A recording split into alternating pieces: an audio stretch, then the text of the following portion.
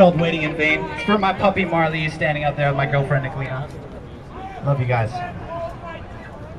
Yesterday I was at Maceió, dressed as a Let's go. homeless man. Now I start speaking about poverty and the issues of society.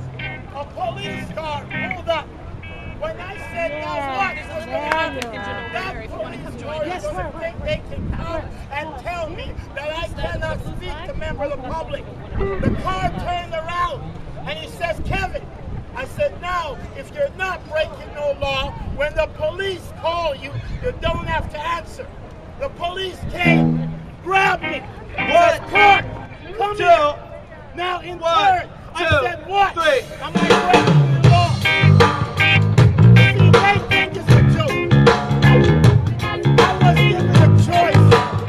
My choice was either to go home or go to jail. I don't give a damn about the mayor of Toronto's job. I don't give a damn about you. I am not crying in here. 500 of you were there. I bet you the cops will come and tell me because they want me to move. They will move me. And they gave me a choice. Leave your life. Stop going where you're going. Stop doing what you're doing. You have a choice. You're gonna go home, Ugly. You're gonna go home. I said go home.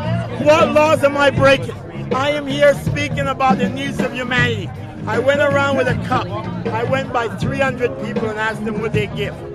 One person gave 50 cents. A bunch of people at the back of the line wanted to give money. But I said, take a look at it. If I was hungry, if I was thirsty, if I was in need, 300 of you would have let me gone hungry and not one of you would have fed me. And when that police car pulled around, I figured there was some human decency in you, and in you. But there wasn't. There was no human decency in any of you. You're not here for those people who have been persecuted year by year.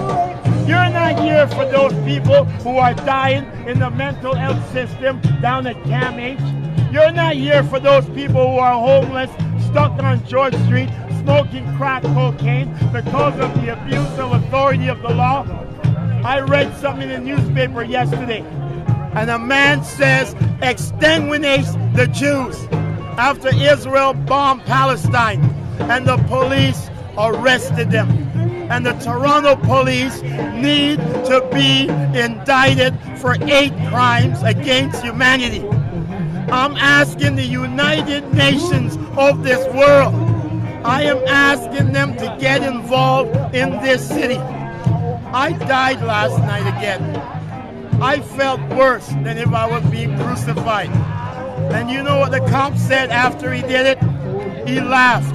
And he says, imagine what would have happened if he hadn't taken my choice. Clarke, what would have happened if you didn't go home and you've chosen jail? I'd love to see how many of these people, when I say, is this guy bothering you? How many of them would have raised their hand? And then you'd have gone to jail for causing a disturbance. So, sir, I'm going to isolate you because I don't like how you look or whatever it is. And I'm going to tell you, you have a choice. You're going to leave here now or you're going to go to jail. How would you feel given that choice? Not good. Not good. Now what if you say, what am I doing wrong? And all these people stand around and not one of them came to your defense because it was the police with a badge. And he says, well, you're going to go home and you're going to go to jail. And then you say, no, I'm not breaking no law. I'm speaking about a campaign for the mayor's job and the needs of humanity. Okay? Well, Clarke, sit down. I said, where am I going to sit down? There, in the back of the cop car. And then they drove me down to 399 George Street. He wrote an article years ago about how when my godchild was born, how I took my crack pipes and threw them away. And yes, last night, the only avenue I had, and it was not an avenue because it didn't help. It makes me cry in the end. I go to the largest street. They took a man who was recovering from drug addiction and drove him to the largest drug-infested area in downtown Toronto. Now I thank God that I'm here today. And I thank God that I'm not running around trying to make more money for drugs, because that's what was set me up for. That's what I was set up for. But it hurts. It hurts as hell. These people think it's a joke.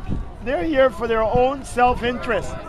For years, people have been tortured in this city by the Toronto police, and you have not spoken out. So what are you speaking out about now?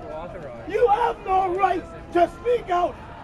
I have been tortured beyond the point of death by the Toronto police for being labeled a homeless man, labeled mental instability. 210 arrests later, 90 charges, 88 withdrawn, and not one of you has spoken out. And I'm only a little drop in the bucket. There is thousands and thousands of people in this city who are being targeted by your Toronto police. And the police are doing it just for the laugh of it. And as there's a God in heaven, to whoever put together this march, I will fight you with every single last breath I have. Because this city will not be used as a goddamn stepping stone for your own self-interest.